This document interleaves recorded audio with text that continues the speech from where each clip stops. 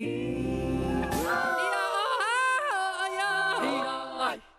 don't want to hurt countries that don't need to be hurt, and they all want to negotiate. Taiwan breathes a sigh of relief as steep U.S. tariffs are paused and as it prepares to step up to the negotiating table. Meanwhile, the U.S. and China doubled down on retaliatory tariffs, with neither side backing down. Asian markets see a rebound, but what's down the uncertain road ahead? TaiwanPlus talks to economic analysts to find out. Plus, a Taiwan town's glory days at the center of the global trade in jade are long behind it, but it still finds a way to shine on.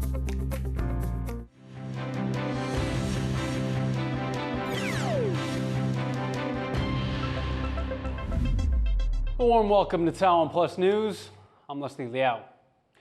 In a major turnaround, U.S. President Donald Trump has put a 90-day pause on his so-called reciprocal tariffs on dozens of countries. The tariffs announced a week ago were, quote, liberation from what Trump says is other countries taking advantage of the U.S. The pause excludes China, which now faces an even higher tariff than before. Joyce Zeng has more on what this means for Taiwan. A sharp turn after days of market turmoil. U.S. President Donald Trump pauses the sweeping so-called reciprocal tariffs on dozens of countries, levies that sent stocks across the world tumbling. The higher tariffs on roughly 60 countries have been lowered to 10% for 90 days. That's except for China, which faces an increased levy of 125%. Trump says the pause is something he's written up after thinking about it over the last few days. We wrote it up from our hearts, right? We don't want to hurt countries that don't need to be hurt, and they all want to negotiate. The only problem is, you can only do so many at one time. Earlier this week, the White House said around 70 countries had already reached out to strike a deal. Taiwan, which had been bracing for a 32% tariff on most of its goods going to the U.S., had offered to start negotiations on the basis of zero tariffs. President Lai Ching-te already ruling out retaliatory tariffs. Speaking to lawmakers, Foreign Minister Ling Jialong confirmed that Taiwan is among those to get the 90-day reprieve. 你们有没有去确认台湾是不是这些被暂停的 some countries？ 我们有没有在那里面？有确认了吗？是。Taiwan's markets were a sea of red amid the news, a good thing here in Taiwan, indicating stocks were bouncing back. The country's benchmark TAIEX regaining over 1,600 points, closing up 9.25% after falling sharply for days. Ling says Taiwan is prepared to negotiate with the added time and address Taiwan's large trade surplus with the U.S., a trade imbalance Trump has criticized. 我们也一方面做好了各种方案的准备，行政院基于我国家安全及利益，已经完成盘点对农工、石油、天然气等产品的大量采购计划。 Officials say they're using multiple channels to reach their U.S. counterparts, including the U.S. Treasury, Commerce Department, and Trade Agency. Trade negotiator Yan Huixing saying they're on the list for talks. The government has also taken stock of state-owned assets and says it has prepared a multi-billion-dollar sum to negotiate with.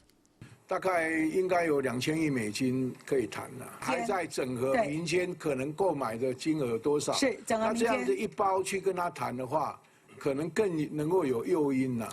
With several countries looking to get to the negotiating table with Washington, Taiwan officials say it's unclear when and in what order Trump's team will talk with governments.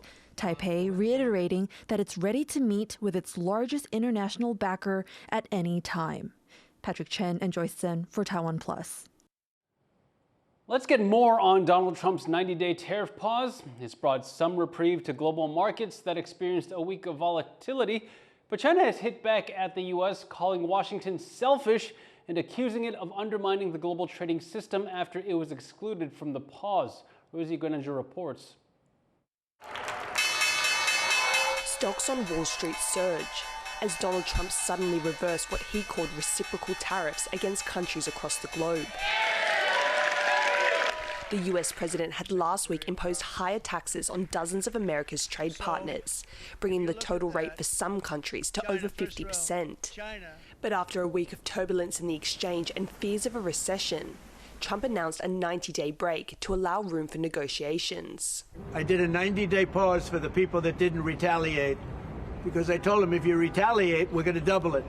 All countries will now be subject to the same baseline 10% tariff rate, except China. Trump has zeroed in on the world's second largest economy, hiking levies to 125%, effective immediately. That's after Beijing fought back, introducing their own 84% retaliatory levies against Washington, accusing the US of bullying. 美方仍在对中国滥施关税，一味地进行极限施压，对这种霸道霸凌行径，中方坚决反对，绝不接受。美方如果真的想通过对话谈判解决问题，就应该拿出平等、尊重、互惠的态度。 China has filed a second complaint with the World Trade Organization, telling the international regulator the tariffs threaten to destabilize global trade. The country has also attempted to make alliances with other countries, urging Australia to join forces, an offer Canberra has declined. That's as global markets rebounded after Trump paused tariffs, with Australian and Asian markets tracking gains. I think everybody's breathing a sigh of relief because it's been extremely chaotic for the last few days. Obviously, this leaves us with at least 90 days of slightly more stability than we've had, which is great. I think it puts investors in a position where they can hopefully reset, regroup, and probably rebalance. Trump's aides say the 90-day pause will allow world leaders time to bargain with the US. More than 70 countries are in contact with the Trump administration, looking to secure a deal. This was driven by the president's strategy. He and I had a long talk on Sunday, and this was his strategy all along. And that, you might even say that he goaded China into a bad position. They responded. They have shown themselves to the world to be the bad actors.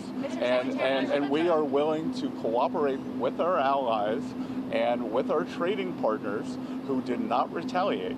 Trump continues to insist China wants to make a deal with the US, despite the country vowing to fight until the end. And with unprecedented levies imposed against each other, the tit-for-tat measures will continue to have global impacts. Dolphine Chen and Rosie Greninger for TaiwanPlus. Asian stock markets have followed gains on Wall Street after Donald Trump suspended his so-called reciprocal tariffs on all countries except China.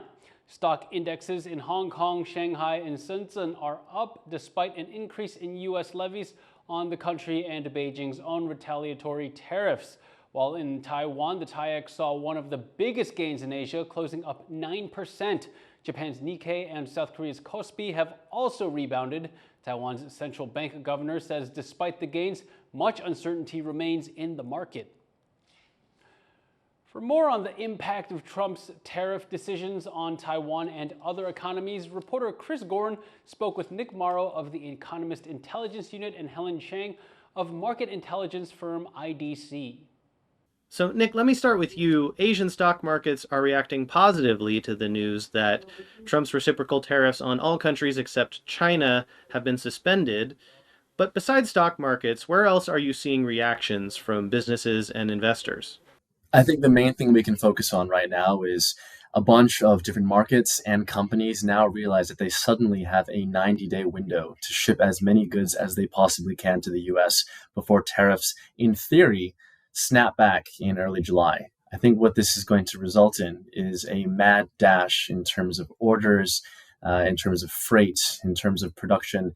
And so talking to business leaders, talking to companies on the ground here in Hong Kong and in mainland China, there is this sense of anxiety and urgency to make sure that if this opportunity is given, people don't waste it.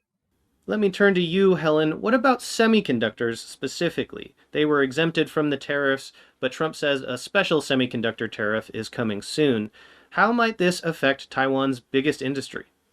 So if this will be happen, basically the new tariff will increase the cost of the core materials like the wafers, gases, and other important semiconductor materials. And of course, if the cost is higher, that would definitely further to impact the end device market. So like the PC or smartphone, the price will be higher than before. So like PC plus smartphone takes around 27%. For this semiconductor market, and data center, this infrastructure takes around 1/3. So integrated circuits are only part of the Taiwanese export basket to the U.S. I think Helen has done a good job explaining that chips go into a lot of finished goods that as a result we could see a bit of a domino effect across the entire supply chain. When we think about the other goods that are at risk, so phones, laptops, other kinds of devices, these are in theory subject to this reciprocal tariff, and so any exemption to integrated circuits would only shield the Taiwanese economy to a degree. If we had seen these tariffs be completely adopted as scheduled, then we would have expected a pretty sharp fall off in Taiwanese GDP. We were specifically considering revisions of around 1.5 to 2%, and our previous forecast was around 3.5% growth this year. That would bring us down to around 2% instead, which doesn't sound bad, but is a pretty big shock for Taiwan.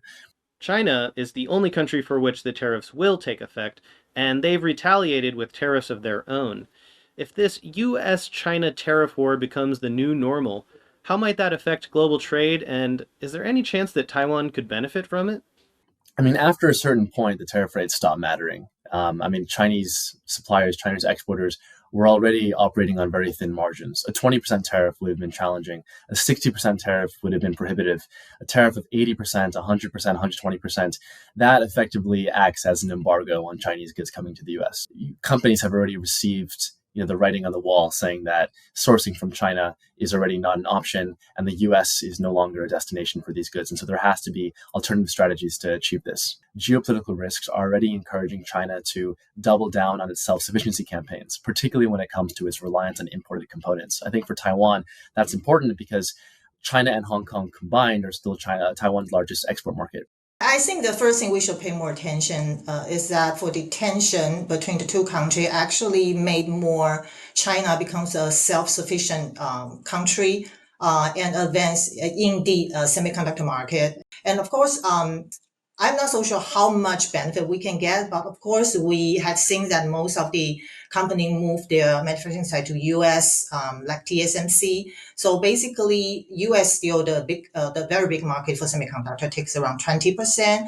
And also most of the clients for advanced node for TSMC are US companies. But of course, the high tariff still a very strong threat to hold the supply chain.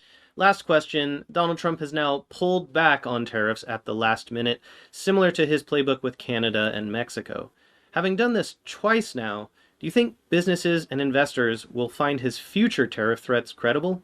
I think you raised a really good point about credibility, which generally is kind of under threat in the US right now. The policy uncertainty is bad for business. It's bad for investment decisions. It's bad for hiring. It's bad for household spending. Based on this uncertainty alone, we actually now expect the US to fall into a mild recession this year. And that's despite what's happening with tariffs. When it comes to whether we can trust what Donald Trump is going to do in terms of further tariff escalation or de-escalation or even finding a trade deal, the amount of uncertainty that we have here is going to push people to diversify away from the U.S. market. Yeah, I think indeed, as Nick mentioned, because it's really hard to make a decision at this moment for enterprise now. As the companies we interviewed here, most of them actually would rather to wait for the other 2-3 years and suffering in this period. But the other thing I want to highlight is that currently we see most of the company or countries actually build a more friendly, peaceful approach to U.S. government, but they didn't get the favorable response. So likely they will likely to build their regional trade relationship with other countries so that they can reduce the reliance on the single market. So I think that's definitely the thing that U.S. government would not want to see. Those were economic analysts Nick Morrow and Helen Zhang speaking with reporter Chris Gorin. The government is requiring 10,000 Chinese spouses in Taiwan to provide documentation proving that they've given up their household registration in China, a move that has drawn criticism from the opposition Kuomintang. 很多陈情的案件是包括说，他们来到台湾已经超过30年了，当初没有要求他们缴交证明，而他们现在早就已经领有身份证，而且也成为中华民国的国民。Taiwan requires that Chinese nationals applying for a Taiwanese ID must first give up their household registration in China. Taiwan's immigration agency found no records for over 10,000 Chinese spouses, and it's giving them a 3-month deadline to provide such proof. Officials say they'll grant special consideration to people who are unable to return to China for political or health reasons, and those who have not been to China in the past 10 years. 如果当事人还有其他确实无法附录的事由，政府会继续会诊、反映意见、滚动检讨。那有需要政府协助，请假移民署。The law requiring Chinese spouses to give up their household registration in China was put in place in 2004. Officials said the vast majority of spouses have been able to submit such documentation. Former Taiwan People's Party Chair Ko Wen-je is appearing in court. Ko was indicted last year on corruption charges. The former Taipei city mayor was originally granted bail, but prosecutors believe he and his co-defendants pose a flight risk and may tamper with evidence. Ko has been held incommunicado since September. He recently appealed his continued detention on medical grounds. The High Court rejected his appeal. Prosecutors are seeking a sentence of up to 28 years in prison. Coming up after the break, Taiwan President Lai Ching-te lays out his roadmap for trade ties with the U.S., how economics and national security go hand in hand.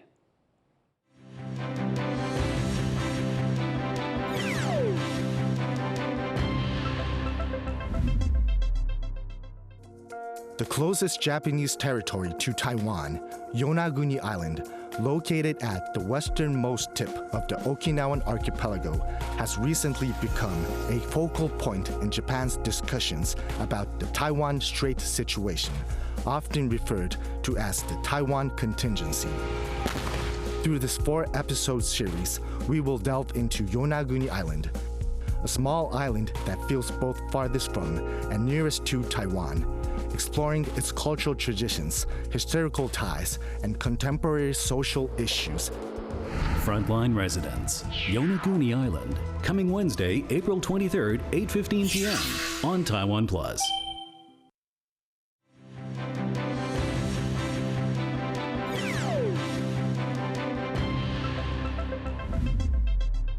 Welcome back. You're watching Taiwan Plus News. Taiwan's President Lai Ching-te has laid out his plan for trade ties with the United States as uncertainty over tariffs continues. Lai explained his roadmap in an opinion piece in Bloomberg, saying closer ties are important for regional security. For more, our reporter Rick Glauert spoke to political scientist Lev Nachman of National Taiwan University. So Lai has laid out his roadmap for closer U.S. trade ties. What do you think of his plan? Well, the key features in his article, he talks about wanting to move forward with a bilateral trade agreement with the United States, creating more business ties with the United States, and of course, purchasing more military equipment from the United States. This isn't anything new. In fact, this has sort of been the hope of Taiwan for quite some time. I think Lai is hoping to use this opportunity as a way to sort of showcase that this is what Taiwan has actively wanted for quite some time, as a way to both sort of highlight the need for closer U.S.-Taiwan economic ties, while also trying his best to appease Trump at a time where Trump is strongly looking for appeasement from global leaders. And this, of course, comes as the world scrambles to deal with Trump and his tariffs. How does Taiwan's approach to those tariffs differ from the rest of the region and the rest of the world? Taiwan took the approach of not retaliating. Which was a very, I think, calculated approach by Taiwan. Of course, Taiwan does not want to upset the United States. It's Taiwan's most important trading partner. And so it puts Taiwan in a tough position where really there's no room to retaliate, even if there was large desires to do so. Now that differs, of course, from some other places around the world that did retaliate. But as we've seen in just the last 24 hours, Trump is now saying that there's going to be a 90-day pause on countries who did not retaliate. So I think that Taiwan did the right move, but it was also perhaps maybe the only move Taiwan actually had. Lai links the need for greater trade ties with the need for security in the region, Taiwan obviously facing up to China and its aggression. How are those two issues linked for Taiwan, and why would it be in Lai's interest to persuade Trump that you can't have one without the other? The more economic ties Taiwan has with the United States, and more broadly, the more economic ties Taiwan has with countries around the world, the more invested countries will be in Taiwan maintaining its de facto sovereignty and maintaining Taiwan's ability to be a part of the global economy. What it would mean is that the more countries that are hurt by some sort of change in Taiwan's status quo means the more invested they are in Taiwan's safety. So economics and national security go hand in hand in Taiwan. You can't really talk about one without the other. That was political scientist Lev Nachman of National Taiwan University. The top U.S. military officer in the Indo-Pacific says China is outproducing the United States in air, maritime, and missile capabilities. Testifying at the House Armed Services Committee, Admiral Samuel Paparo says that China's military operations around Taiwan have tripled in 2024. He went on to say that those aren't just exercises, but rehearsals for forced unification. Defense officials at the hearing say that China is looking to dominate the Indo-Pacific region and replace the United States as the world's most powerful nation. Taiwan chip giant TSMC reported more than $25 billion of revenue for the first quarter of 2025, a more than 41% increase from the same period last year. The company reported $8.7 billion for the month of March alone. That's a 10% increase over the previous month and more than 46% higher than the same month last year. The firm will hold its quarterly shareholders meeting next week. Taiwan's east coast has been a major source of jade since prehistoric times. And while the boom days are long gone, one village there has visitors learning to appreciate this precious commodity in a hands-on way. John Van Triest reports. For more than 50 years, Jiang Jinyuan has been cutting, carving, sanding, and polishing the special jade from the mountains near his home in eastern Taiwan. He's part of a tradition that goes back to the area's prehistory, and despite the collapse of his hometown's trade in the precious gemstone, his workshop has managed to hold on.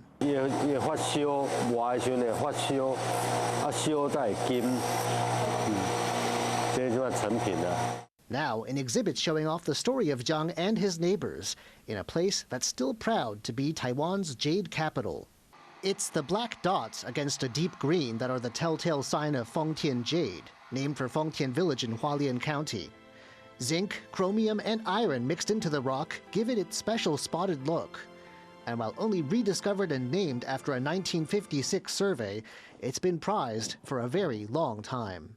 Fengtian jade artifacts have shown up at more than 100 prehistoric sites across Taiwan, and it's even been dug up abroad, hinting at the flow of ancient trade. 丰田玉没有到日本，那丰田玉也没有到福建、广东，就是到越南、菲律宾或是婆罗洲。 But it was in the 1960s, shortly after the geologists found it, that the area saw a true jade boom. Those who remember it say everyone wanted a piece of Fengtian jade, even in places where it had once been unknown. 外销日本啊，不管大理石也好，丰田玉也好，伊甲这石头相关的哦，迄当然是华人咱这个产业蓬勃发展。 And by coincidence, a ready labor force was already on the ground, ready to feed the jade market. The government had just given farmland in the area to retired military men who'd fled to Taiwan from China after the Civil War there. But the area wasn't fertile, and farming was a bust. The whine of polishing machines grinding on stone soon filled local streets as jade finishing workshops multiplied. Industry veteran Jiang Jinyuan remembers. 80间左右，拢从事台湾玉加工的行业，大部分都是小家庭的加工业了。哦，大家做的外销。 By 1975, up to 90% of the world's jade was coming from these few workshops in rural eastern Taiwan. Though some miners would steal jade and sell it on the black market, the industry kept going from strength to strength, until very suddenly, the whole thing vanished. Taiwan's economy stumbled amid global oil shocks, and jade from other places, Siberia and Canada, proved to be what the market wanted, leaving Fengtian's jade products unsold. But there are survivors, those who've learned to adapt, like Jiang Jinyuan. 没落了就一间一间的结束。我们是经过几十年一个产业，我们是一直撑到最后，来转型做 DIY。若无转型，阮的产业就爱流失掉啊。 Today, like the rest of Hualien County, Fengtian is a tourism powerhouse, a place where city dwellers come to recharge amid the clean mountain air and green landscape. Here, hunting for the perfect piece of jade in the area's fast-flowing streams makes for a pleasant afternoon. And plenty of visitors discover the joys of making their own jade ornaments too, as once professional workshops open their doors to those looking for a unique DIY experience. The days of mass export may be past, but Fengtian is still in love with its jade. And the many who pass through each year come away loving it too. From prehistoric trade good to modern tourist attraction, Fengtian jade has played many roles over time. But it's always tightly linked to this special corner of Taiwan and the people who call it home. Alex Chen and John Van Trieste for TaiwanPlus. And thank you for watching TaiwanPlus News. Finally, take a sneak peek at the upcoming World Expo in Osaka, Japan. I'm Leslie Liao. Take care and see you next time.